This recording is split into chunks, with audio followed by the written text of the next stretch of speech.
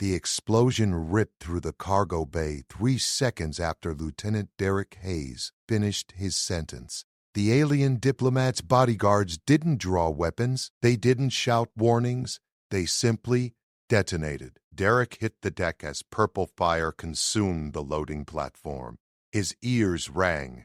Metal screamed. The atmospheric shields flickered and died, sucking half the bay's contents toward the void. He grabbed a support beam as crates tumbled past him into space. "Seal it!" Captain Linda Grant's voice cut through his comm. "All hands, we have a breach on Delta Deck." Derek's boots maglocked to the floor. He could still see her through the chaos. Ambassador Thoraxia stood perfectly still in the center of the inferno, untouched. Her skin shifted from pale blue to deep crimson. Her 3 eyes blazed with light that hurt to look at. "You dare?" Her voice boomed without speakers, vibrating through his bones. The emergency bulkhead slammed down. Atmosphere stabilized. Derek pushed himself up, his dress uniform torn and smoking. His commanding officer would kill him if the alien didn't finish the job first. "I don't understand," he said, hands raised. "I asked you to dinner." Thoraxia's neck frills extended like blades. "You proposed a death ceremony. You invited me to witness consumption, to join in murder." "What?" "I meant silence." She moved faster than anything her size should move. One moment, she stood 10 meters away. The next, her crystalline fingers wrapped around his throat. Not squeezing, just holding. "Your species eats the dead. You celebrate with their flesh. You asked me to participate in your ritual cannibalism." Derek's mind raced. The cultural briefings, the translator algorithms, the months of careful negotiation between Earth and the Valkyrie Empire, all about to collapse because he'd been stupid enough to ask her out. "Ambassador," he choked out, "we don't eat people. We eat animals, other species, not sentient beings." Her grip tightened. "You consume thinking creatures?" "No, not thinking, not intelligent, just protein sources. Livestock." Her eyes narrowed. "All 3 of them. You breathe life for slaughter?" The cargo bay doors burst open. Marines poured in, weapons raised. Captain Grant strode through them, her face carved from ice. "Stand down," Grant ordered. "Not to Thoraxia, to her own troops." The ambassador's hand remained locked on Derek's throat. "Your subordinate has insulted the Velkari communion. He has revealed humanity's barbaric nature. This alliance is ended." "No," Derek gasped. "Please, let me explain." Thoraxia lifted him off the ground with one hand. "Explain how your species farms consciousness into existence only to end it. Explain how you asked me to celebrate this atrocity." Grant stepped forward, unarmed. "Ambassador, I believe there's been a translation error." "There has been no error, Captain. Only revelation." Phraxia's skin pulsed with angry light. "Humanity will never join the communion. We will quarantine your system. You will eat each other in the dark." She released Derek. He collapsed, coughing. "Unless," Thoraxia said slowly, "your lieutenant can convince me otherwise." Every eye in the cargo bay turned to Derek. He had 30 seconds to save humanity's first contact. The words had better be perfect. Derek's lungs burned, but his mind cleared. 30 seconds. He couldn't waste time standing up. "You're right," he said from the floor. "We're monsters." Thoraxia's frills retracted slightly. Captain Grant's face went pale. The Marines shifted their weight, uncertain. "We breathe life and end it," Derek continued, pushing himself to his knees. "We've done it for 10,000 years. Before that, we hunted. We chased animals until their hearts exploded from exhaustion. We drove entire species off cliffs. We set forests on fire to flush out prey." "Lieutenant," Grant warned, Derek ignored her. You want to quarantine us? You should. We're apex predators who learned to farm. We turned killing into science. We made it efficient. We made it industrial. Thraxia's skin shifted toward black. A bad sign, according to the briefings. Derek kept talking. But here's what your cultural database won't tell you, Ambassador. 20 years ago, the Kryl swarm hit our outer colonies. You know the Kryl. Everyone does. They don't negotiate. They don't retreat. They consume everything biological and move on. He stood now, meeting her three-eyed gaze. They hit Proxima Station first, 40,000 civilians. The station's AI sent one message before the krill ate through the hull. It said, "They're in the walls." Grant's expression shifted from anger to understanding. She didn't stop him. "We had 3 destroyers in range," Derek said. "Captains Miller, Rodriguez, and Zhao. They weren't supposed to engage. Protocol said wait for the battle group. The krill would finish with Proxima and move on in 6 hours. Thraxia's frills began to rise again. "You sacrificed your own?" "No." Derek smiled without humor. Miller rammed his destroyer straight into the Kryl flagship, broke it in half. Rodriguez and Zhao followed him in. They self-destructed in the swarm's center, took out 80% of the krill force with 3 ships. "Suicide," Thraxia said flatly. "Crazy, right? But here's the thing. The Kryl had never seen that before. In 700 years of expansion, no species had ever done what we did. They didn't understand it. Their hive mind couldn't process the concept."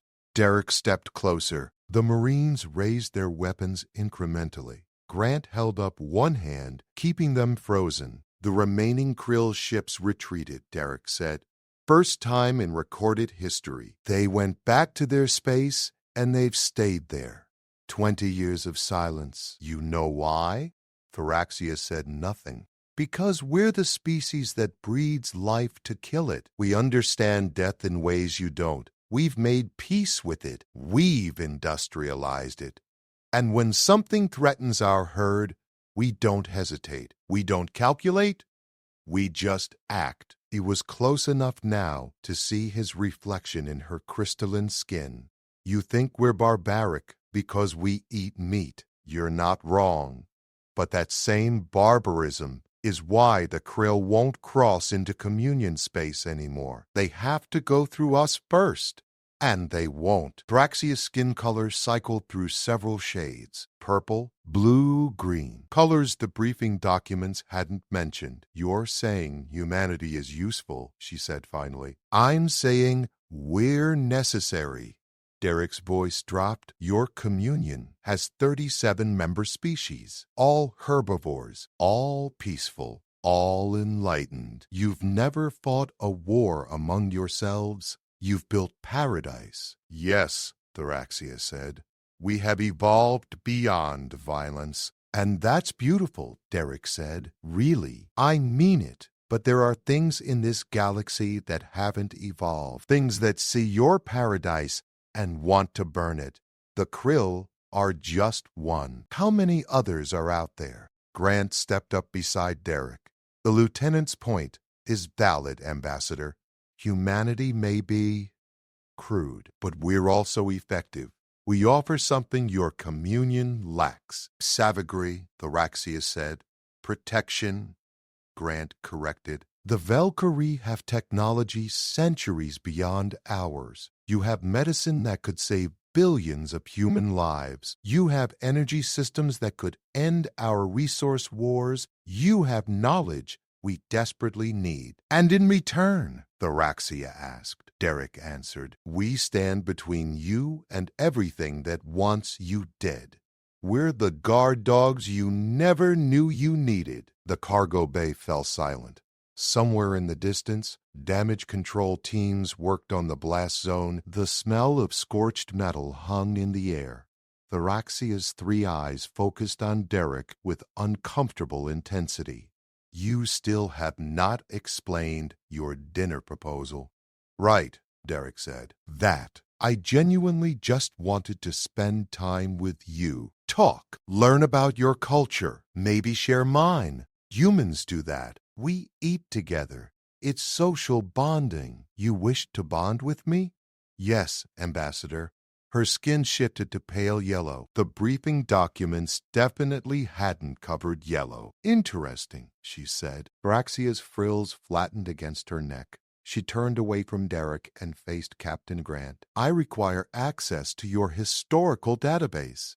Full military records, unredacted. That's classified, Grant said immediately. Then we have nothing further to discuss. Thraxia moved toward the damaged cargo bay exit. Her remaining bodyguards materialized from the shadows. Derek hadn't even known they were there. Wait. Derek's voice cut across the bay. Ambassador, you're making a mistake. She stopped, but didn't turn around. You came here looking for allies, Derek said. The Communion sent you to Earth specifically, not to the Regellians, not to the Centauri Confederacy, to us. Why? Now she turned. The Communion Council debates this question still. Some say desperation. Others say curiosity. I say foolishness. No, Derek insisted. You came because you're scared. Something's changed. Something big enough that even your peaceful paradise needs monsters like us. Araxia's skin flashed crimson again. You presume much, Lieutenant. Am I wrong? The silence stretched. Grant shot Derek a look that promised a court-martial if this went sideways. The Marines kept their weapons trained on the Valkyrie bodyguards, who hadn't moved a millimeter. Finally, Thraxia spoke. 3 months ago, our deep space monitoring stations detected an anomaly, a fleet, not krill. Something else, something older. They emerged from a region we designated as dead space, uninhabitable. They are moving toward Communion territory. How many ships? Grant asked. We cannot count them. Our sensors register the fleet as a single mass. It spans 6 light years. Derek felt his stomach drop. 6 light years. That wasn't a fleet. That was a migration. They have made no attempts at communication, Thraxia continued. They simply move, consuming everything in their path. 3-star systems have gone dark. All Communion outposts in their trajectory have been silenced. When will they reach your core worlds? Grant demanded. 18 months? Perhaps less if they accelerate. Grant's tactical mind was already working. Derek could see it in her eyes. You need time. You need someone to slow them down while you evacuate. We need warriors, Thraxia corrected. The Communion has defense fleets, beautiful ships, powerful weapons, crews trained in simulations and theory. But we have not fought a real war in 4,000 years. We have forgotten how. Derek understood now. You don't just need our military. You need our instincts. Yes. Thraxia's skin shifted through several colors rapidly. Your species remembers what it means to fight for survival. You have recent experience with existential threats. You have the cultural framework for total war. These are things the Communion has deliberately bred out of our genetics. You evolved past violence? Derek said. But violence didn't evolve past you. Correct, Lieutenant. She moved closer to him again. This is why your dinner proposal disturbed me so deeply. It reminded me that humanity still carries violence in its DNA. You celebrate death casually. You invite strangers to participate in consumption rituals. This should horrify me. But it doesn't, Derek said quietly. No. It relieves me because if you can be casual about death, perhaps you can face it without the paralysis that grips my people. Captain Grant stepped forward. Ambassador, if you want humanity's help, we need full intelligence sharing. Everything you know about this threat, fleet compositions, planetary defenses, supply lines, civilian population centers, All of it. I am authorized to provide this information, Thracia said. But only if humanity commits fully. The Communion Council will not accept half measures. Either Earth joins the Alliance completely, or we face this threat alone. We need to consult with Earth Command, Grant began. No time, Thracia interrupted. The anomaly accelerated 6 hours ago. New projections give us 11 months, maybe 10. Your chain of command will debate for weeks. We do not have weeks. Derek's mind raced. This was insane. First contact protocols existed for a reason. You didn't commit humanity to an interstellar war based on one conversation in a damaged cargo bay. There were procedures, committees, treaties to draft. But Thracia was right about one thing. Earth's bureaucracy would tie this up for months. By the time the politicians finished arguing, the communion might already be burning. I have a compromise, Derek said. Both women looked at him. You give us the intelligence now. Everything. We'll start analyzing it immediately. Captain Grant forwards it to Earth Command with her recommendation. Meanwhile, I volunteer to accompany you back to Valkyrie space as a liaison, an observer, someone who can see this threat firsthand and report back. Absolutely not, Grant said. Hayes, you're not authorized. I'm volunteering, Captain. My decision. You can court-martial me later if I survive. The Thracia's frills extended fully, not in anger this time, in something else. You would come to communion space, alone, knowing we could imprison you, study you, dissect you to understand your species better? Would you? Derek asked. No, but you have no guarantee of that. Sure I do, Derek smiled.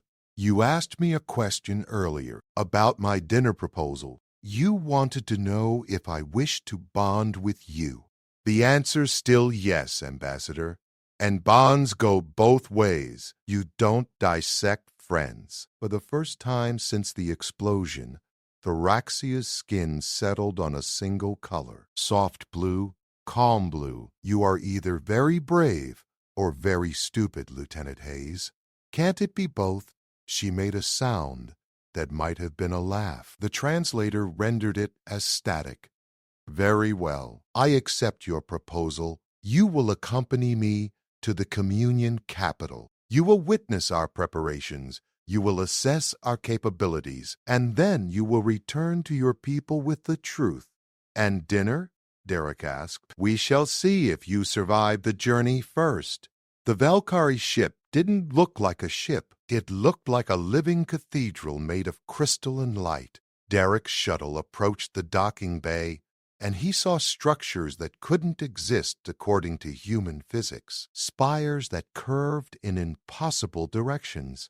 Hull plating that seemed to phase between solid and liquid states. First time seeing communion architecture? Thracia's voice came through his helmet comm.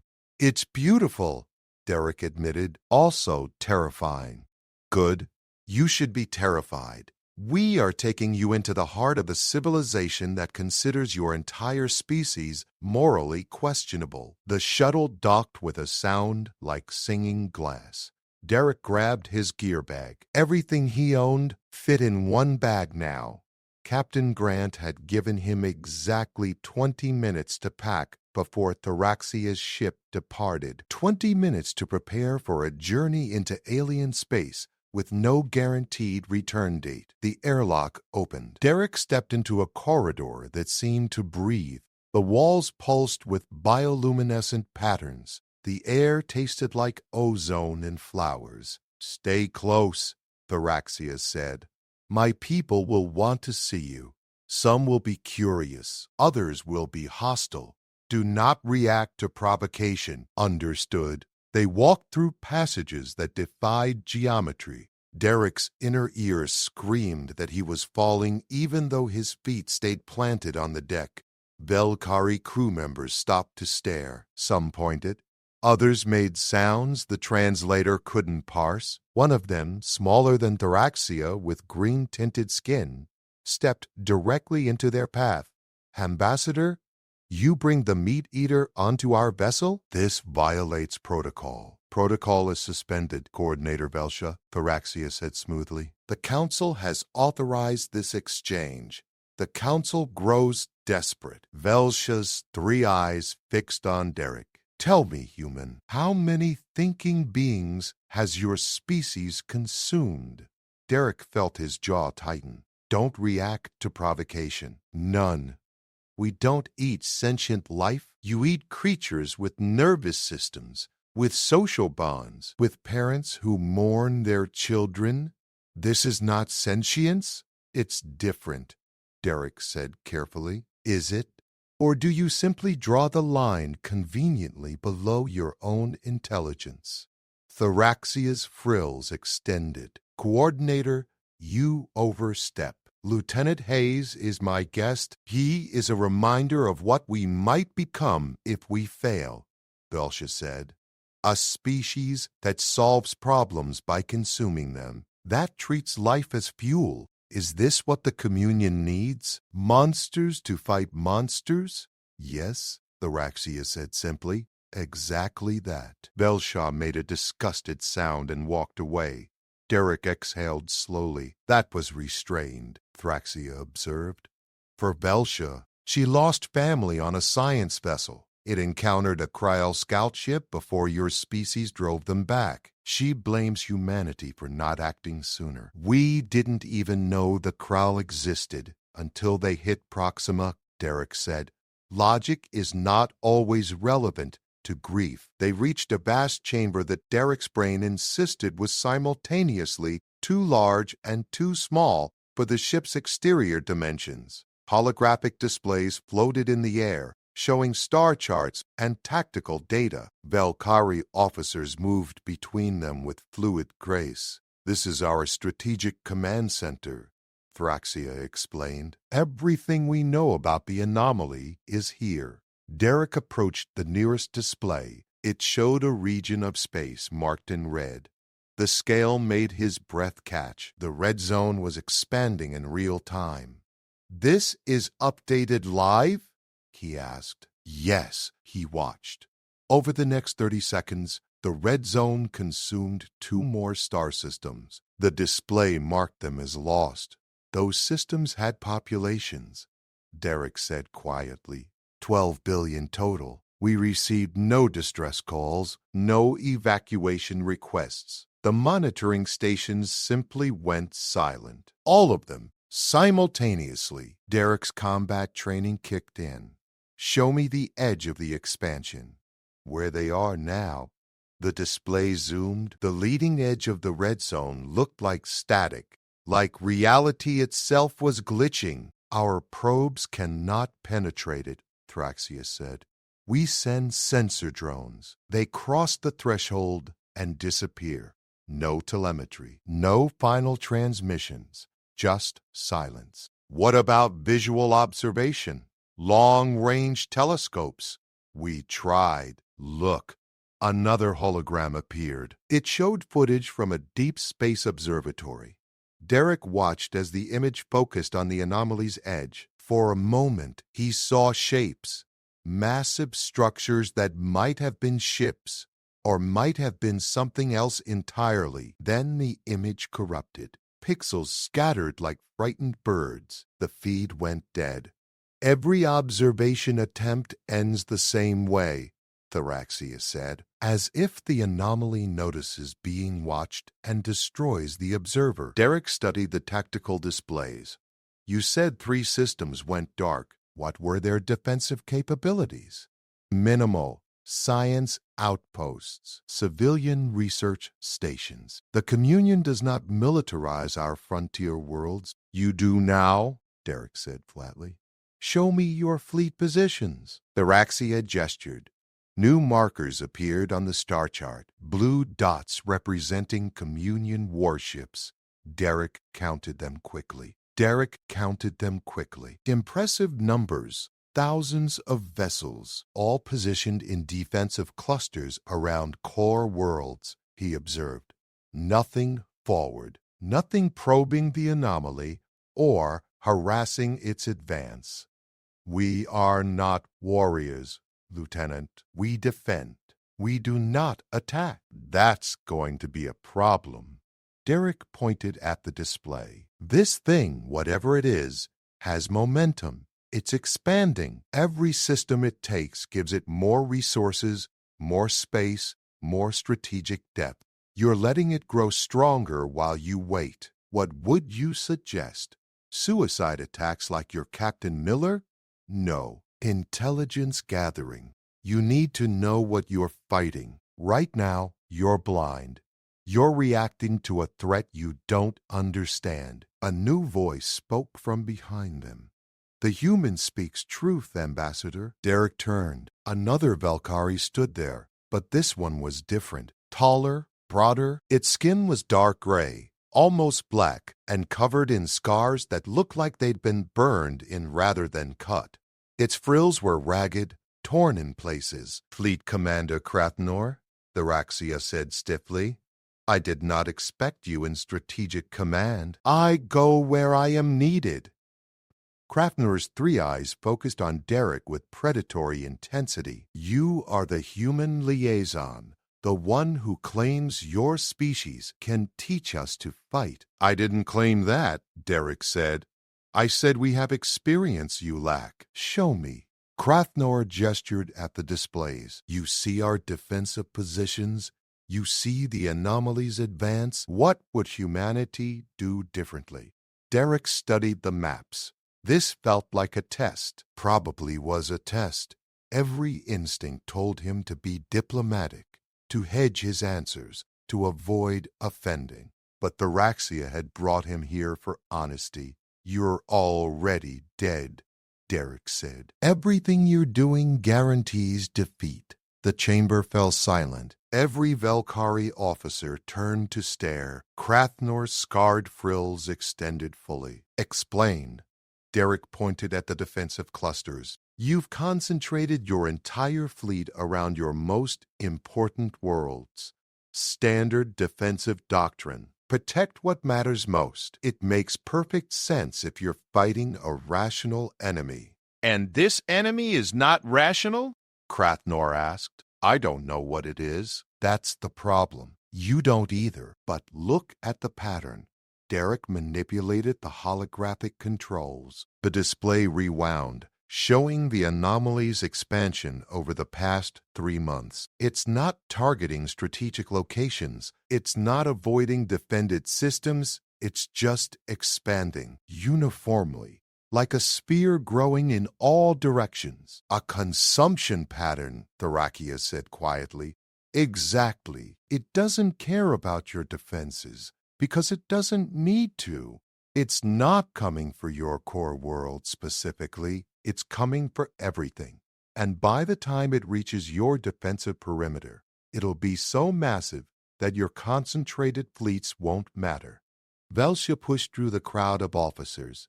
You suggest we abandon our worlds? Scatter our forces uselessly across space?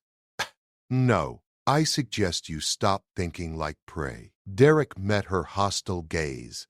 Right now, you're huddled in your burrow, hoping the predator passes by. It won't. You need to become the threat. Krathnor's skin shifted to a dark purple. Continue. Derek pulled up the anomaly's projection. You have 11 months before it reaches communion space. That's not much time, but it's enough. You need to do 3 things simultaneously. He highlighted a section of the display. First, you send fast ships into the anomaly. Not to fight, to learn. Automated drones failed, so you send volunteers. People willing to cross that threshold and report back whatever they find before they die. The assembled Valkyrie made sounds of distress. Thraxia's frills flattened. We do not sacrifice our people. Then you'll sacrifice all of them. Derek said bluntly. You need intelligence. You're fighting blind. Every war in human history was won by the side that understood their enemy better. Information is worth lives. You ask us to become like you, Velsha said. To treat life as expendable, I'm asking you to survive. There's a difference. Derek moved to the second part of his plan. Second, you evacuate the frontier systems now, not when the anomaly arrives. Now. Every civilian, every research station, every resource you can move, you create a buffer zone of empty space between the anomaly and your core worlds. Abandoning billions of citizens to panic? Another officer protested. Saving billions of citizens from death, Derek corrected. You tell them the truth. You give them time to leave with dignity instead of dying in terror when that thing arrives. And you use the evacuated systems as sensor nets. Fill them with monitoring equipment. Turn every abandoned station into an observation post. Kraftnor nodded slowly. And the third action? Derek pointed at the fleet positions. You take 1/3 of your defensive forces and you send them forward, not to meet the anomaly head-on, to its flanks, here and here. He marked positions on the display. You harass it. You probe for weaknesses. You hit it from unexpected angles and retreat before it can respond. You slow it down. Divide our forces? Balsha's voice rose. Weaken our defenses? This is madness. This is doctrine, Derek said. You don't win defensive wars by sitting still. You win by making the enemy fight on your terms, by choosing when and where combat happens, by forcing them to react to you instead of just steamrolling forward. He turned to face the assembled officers. I know this goes against everything your culture values.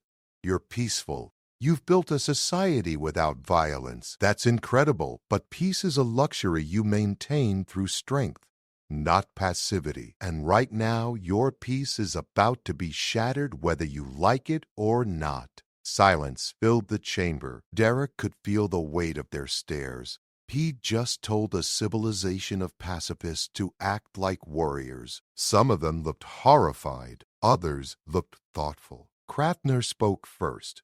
The human strategy has merit. It also requires capabilities we may not possess. What capabilities? Derek asked. Ruthlessness. Your plan demands we send people to die gathering intelligence, that we abandon worlds we have protected for millennia, that we strike first instead of defending. These are not Velkari strengths. Then develop them fast. You have 11 months. And if we fail? Theraxia asked quietly. Derek met her three-eyed gaze. Then the anomaly reaches your core worlds with full momentum, zero intelligence gaps, and complete strategic surprise. Your concentrated fleets make their last stand. You fight bravely, and you lose. Because you'll be reacting to an enemy you don't understand, with no room to maneuver and no time to adapt. He gestured at the display.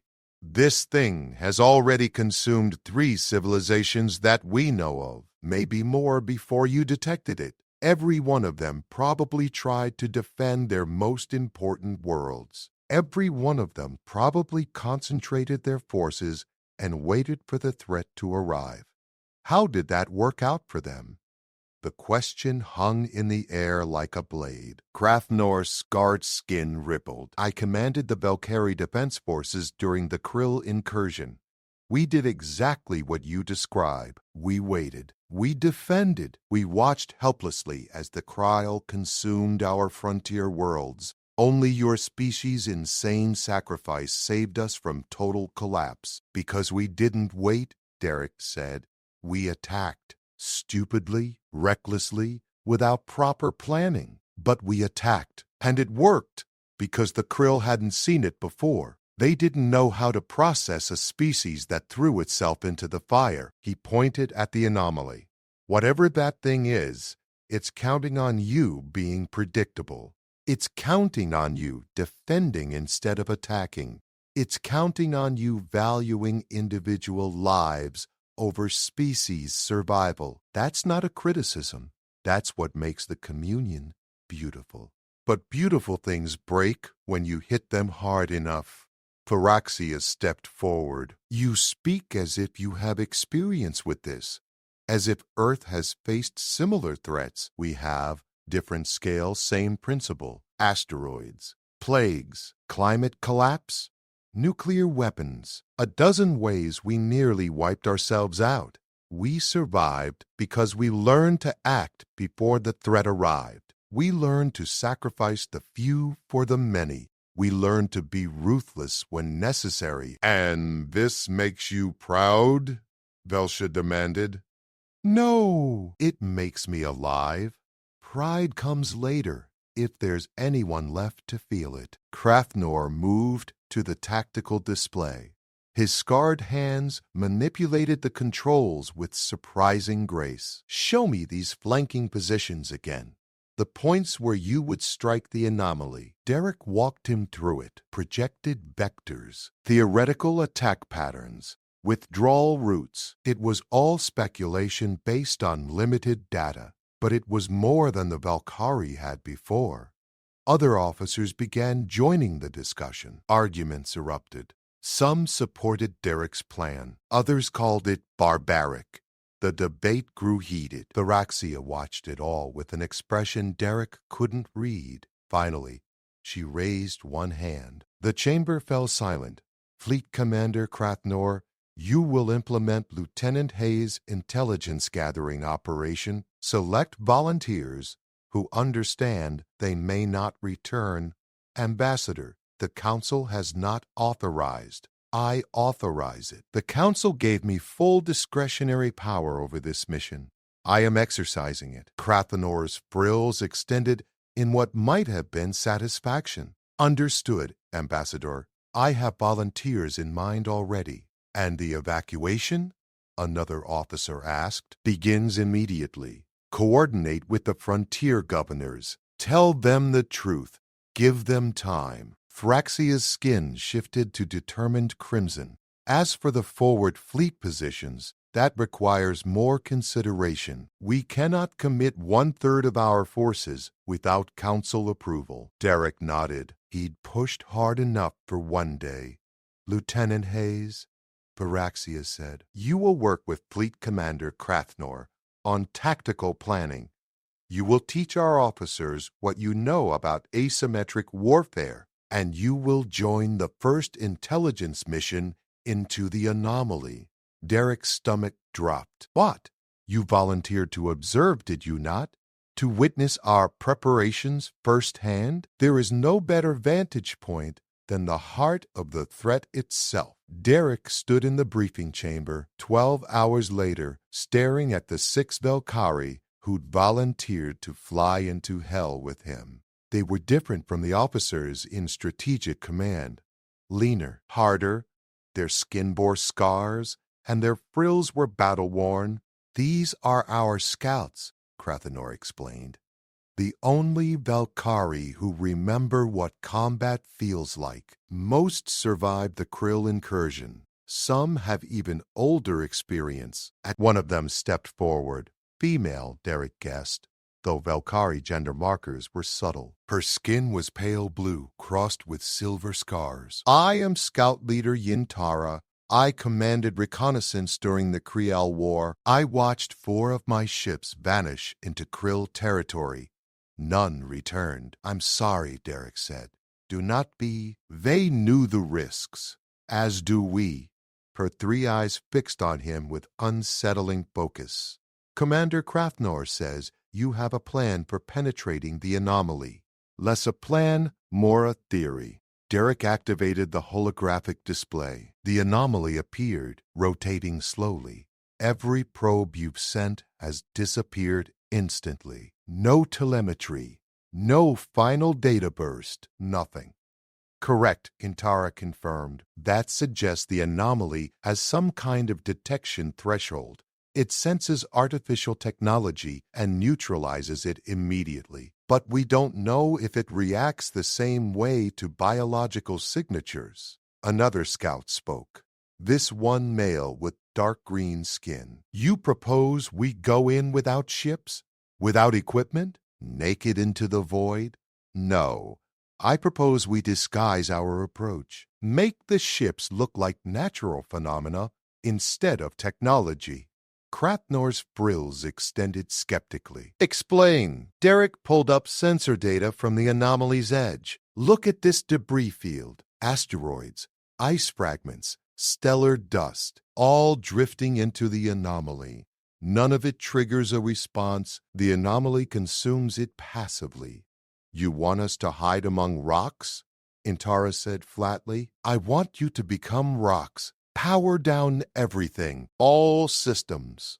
Life support, engines, communications. Turn your ships into cold metal drifting on ballistic trajectories. Let momentum carry you across the threshold. The scouts exchanged glances. One of them, smaller than the others with orange-tinted skin, laughed. It sounded like breaking glass. That is the most human plan I have ever heard. Brilliant and suicidal in equal measure. It gets worse, Derek admitted. Once you're inside, you stay dark for as long as possible. No active sensors, no transmissions. You observe passively, record everything. Then, if you survive long enough, you power up briefly, transmit your data, and try to get out before the anomaly realizes you're there. And if it realizes immediately? Yintara asked. Then you die having learned something, which is better than dying having learned nothing. The orange-skinned scout laughed again. I like him. He does not pretend we will survive. Scout Barkesh enjoys gallows humor, Krathnor said dryly. It is one of his less endearing qualities. Barkesh grinned, showing teeth that looked disturbingly sharp for a herbivore species. The commander forgets I was a predator specialist before joining the scouts. I studied carnivorous species across the galaxy. Humans are my favorite. You embrace death like a lover. We just understand it, Derek said. There's a difference. Is there? Barkesh moved closer, invading Derek's personal space. Your species sends soldiers into war, knowing many will not return. You celebrate their sacrifice. You build monuments to honor the dead. This is not understanding death. This is romanticizing it. Maybe, Derek conceded, but it keeps us functional when everything's falling apart. Helps to believe dying means something. And if it does not, if death is simply ending, nothingness, then at least it's quick. Varkesh's skin shifted to approving yellow. Yes. I think you will do well on this mission, human. You have the right fatalism. Yintara brought them back to business. The plan has merit, but it assumes we can restart our systems after complete shutdown in hostile territory. This is not trivial. Our ships are biological mechanical hybrids. They do not respond well to cold starts. How long to bring systems back online? Derek asked. Under ideal conditions, 90 seconds. Under stress, unknown. The biological components might enter dormancy. We could be stranded. Then we practice over and over until you can do it blind and panicking. Krathnor nodded. Agreed. You have 4 days to prepare. The mission launches at the end of the 5th day. 4 days isn't enough, Derek protested. It is what we have. The anomaly accelerated again 3 hours ago. New projections give us 9 months, perhaps 8. Derek felt ice in his stomach. It's speeding up. Yes. Whatever it is, it grows more efficient as it consumes. We are running out of time faster than anticipated. The briefing dissolved into tactical planning, trajectory calculations, equipment minimization, emergency protocols. Derek worked alongside the Valkyrie scouts, surprised by how quickly they adapted to human military thinking. Yintara proved especially sharp. She grasped concepts like deception, misdirection, and acceptable losses without the moral hesitation he'd seen in other Valkyrie. When he mentioned this, she gave him a three-eyed stare. Do not mistake my competence for comfort, Lieutenant. Every order I give on this mission will violate instincts bred into my species over millennia. But I will give them anyway, because the alternative is extinction. That's all anyone can ask. No, you can ask for more. You can ask us to become like you, comfortable with violence, casual about death, but that transformation costs something. We lose part of what makes us Valkyrie. Derek had no answer for that. She was right. He was asking them to become something they weren't, to adopt human ruthlessness without human cultural context. It felt like colonization through necessity. Varaxia found him that evening in the observation deck. He stood watching the stars slide past as the ship moved through Valkyrie space. She approached silently, her crystalline skin reflecting starlight. You are troubled, she observed. Your people are changing because of me, because of what I'm teaching them. Yes. Is this not what you came here to do? I came here to help. I'm not sure this is helping. Varaxia stood beside him. Her frills relaxed. You asked me to dinner 5 days ago. Do you remember? Hard to forget. I reacted with violence because I did not understand your intent. I saw a threat where you offered friendship. Now I know better. But the damage was done.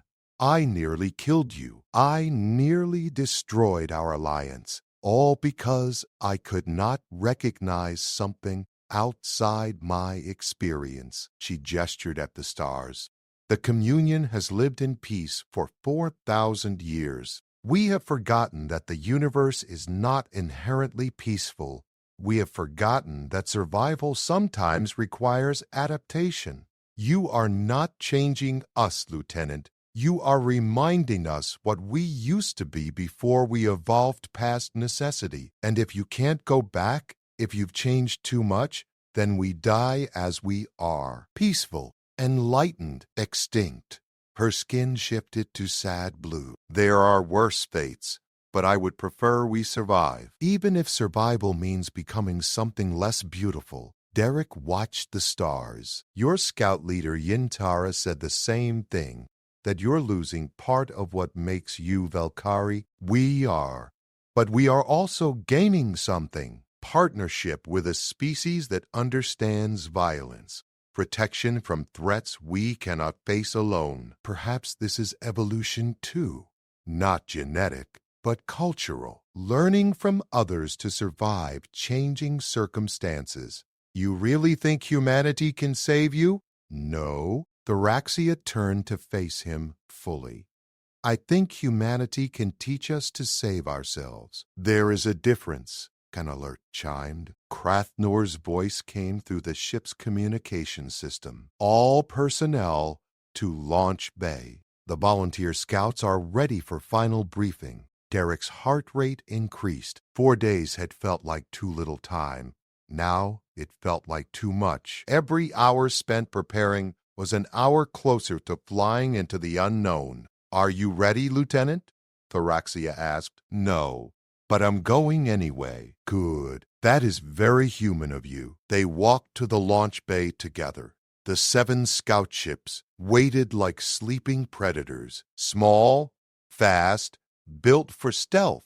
The other volunteers were already assembling. Yintar ran final checks.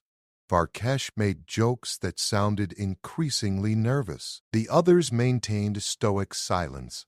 Krathnor stood before them, his scarred presence commanding attention. You 7 represent the best chance we have of understanding the anomaly.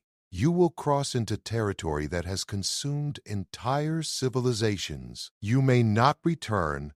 The communion will remember your sacrifice. Preferably after we're dead, Varkesh muttered. Not before. Krathnor's frills twitched in what might have been amusement.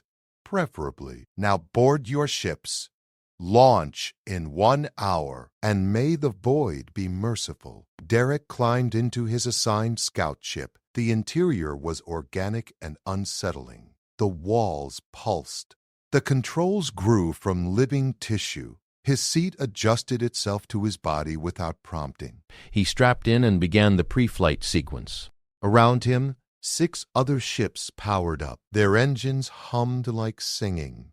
Thraxia's voice came through his comm. Private channel, Lieutenant Hayes. Yes, Ambassador. When you return, I will accept your dinner invitation. Derek smiled despite his fear, looking forward to it. One condition. What's that? You must promise to actually return. I do not accept promises from dead men. I promise. The launch bay doors opened. Beyond them, the void waited, and somewhere in that void, something vast and hungry was coming. The 7 ships drifted like corpses through the void. Derek's scout vessel was completely dark. No power, no heat, no light. Just him, a pressure suit, and 36 hours of oxygen strapped to his back. He couldn't see the anomaly yet, couldn't see anything except stars and darkness. But his ship's passive sensors had recorded the moment they crossed the threshold. The temperature dropped 15 degrees instantly. Electromagnetic readings went haywire for 3 seconds, then silence. They were inside. Derek counted seconds in his head. The plan called for 6 hours of drift before attempting any observations. 6 hours to get deep enough that the anomaly might not notice one brief sensor pulse. He'd reached 4 hours and 12 minutes when something blocked out the stars. It happened slowly. One star disappeared, then another, then clusters of them, like watching a curtain fall across the universe. Derek's heart hammered. He forced himself to breathe slowly, conserving oxygen. The darkness grew. It wasn't empty space. It was something solid, something massive enough to eclipse entire constellations. And it was moving. Derek's hand moved to the emergency power switch. Not yet. Too soon. He had to wait. The darkness filled his viewport completely. No stars, no reference points, just absolute black pressing against his ship like deep ocean water. His suit's internal temperature display showed the external temperature dropping. -50, -80, -100. Something scraped along his hull. Every instinct screamed to power up, to run, to do anything except float helplessly in the dark. Derek kept his hand away from the switch. Not yet. The scraping stopped. The darkness began to recede. Stars reappeared, one by one. Derek waited another hour. Then he activated his ship. The biological systems shuddered to life. Power flowed. Displays flickered. His external sensors came online and showed him what lay ahead.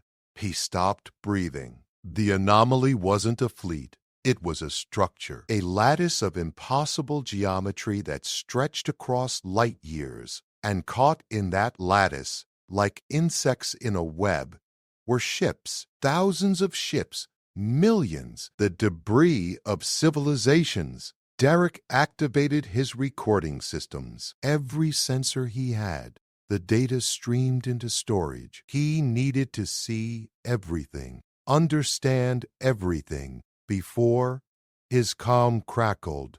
Yintara's voice, distorted but recognizable. Contact. I have visual contact. It's not what we thought. It's not static.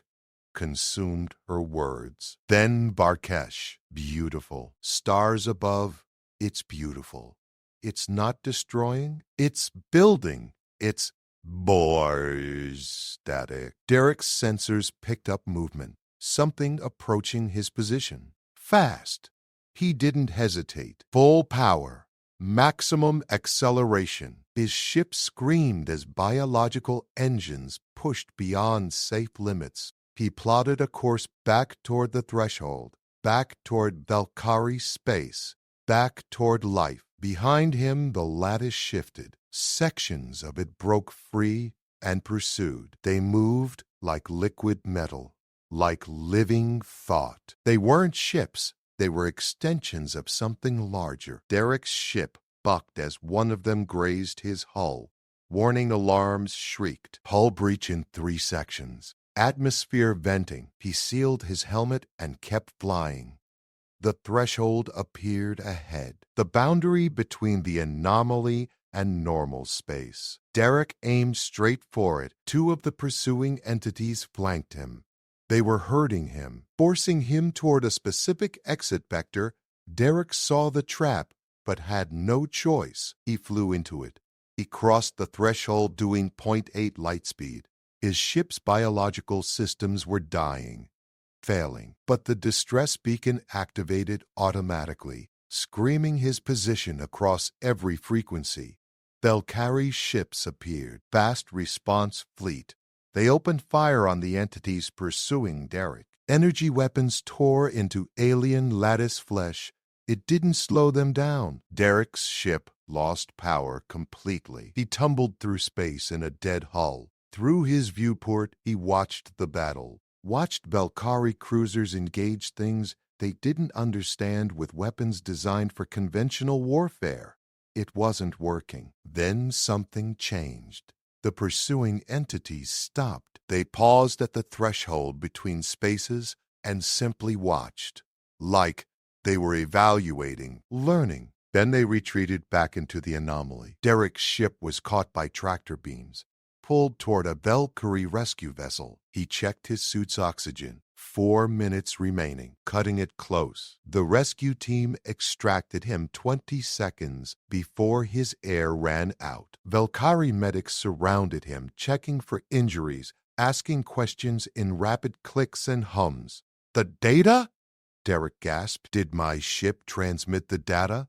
"Yes," Krathnor's voice came through the medical bay speakers. "We received everything. You and Scout Varkesh are the only survivors." Derek's chest tightened. 5 dead. Yentara. The others. Gone. Varkesh is badly injured, Krathnor continued, but alive. And the data you both transmitted changes everything. Derek was transferred to the flagship within the hour, still in his pressure suit, still covered in frost from the anomaly's cold. They brought him directly to Strategic Command, where Thraxia waited. She looked at him with all 3 eyes, and her skin flashed through 6 colors in rapid succession. Relief, fear, anger, gratitude. Others Derek couldn't name. "You promised to return," she said quietly. "I keep my promises." 5 others did not. Derek had no answer for that. The weight of those 5 lives would stay with him, always. Krathnor activated the main display. "Show us what you found, Lieutenant." Derek interfaced his suit's data core with the Valkyrie systems. The recordings played. Strategic Command fell silent as they watched the lattice. The captured ships, the impossible structure. "It's not consuming civilizations," Derek said. "It's collecting them. Every ship, every station, every piece of technology it encounters gets added to the lattice, integrated, repurposed." "For what purpose?" Thraxia asked. "I don't know, but Varkesh was right. It's building something vast." Varkesh's voice came through the speakers, weak but alert. "I saw the center before they got me. There's something at the core of the lattice, something alive. It's using the collected civilizations as building materials." "Building what?" Krathnor demanded. "A bridge," Varkesh said. "Between dimensions, between realities. The lattice isn't a weapon. It's a construction site, and it's almost finished." The Strategic Command erupted, officers shouting, alarms blaring. Thraxia raised her hand for silence. "If it completes this bridge," she said slowly, "what happens?" Derek pulled up analysis from his sensors. The energy signatures suggest dimensional instability. When that structure activates, It's going to tear a hole in space-time. A big one. How big? Big enough to swallow your entire civilization. Maybe more. Maybe everything within 100 light years. The room went silent again. Krathnor's scarred frills extended fully. Then we destroy it before it activates. Full fleet assault, everything we have.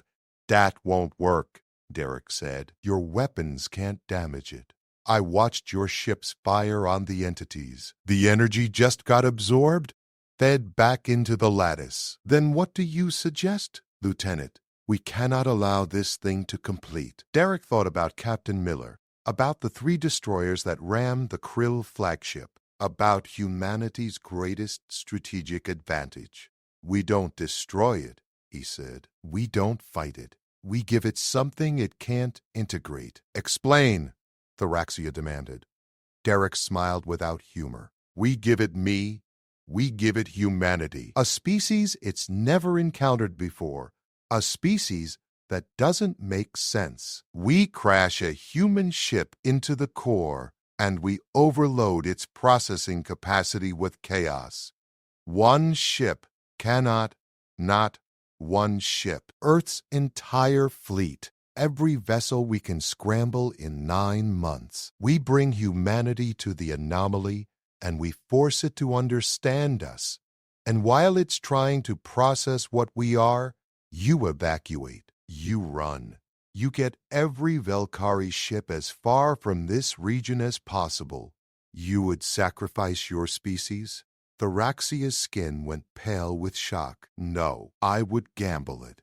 There's a difference. If we're right, the anomaly can't integrate human chaos. It'll choke on us, shut down, maybe even collapse.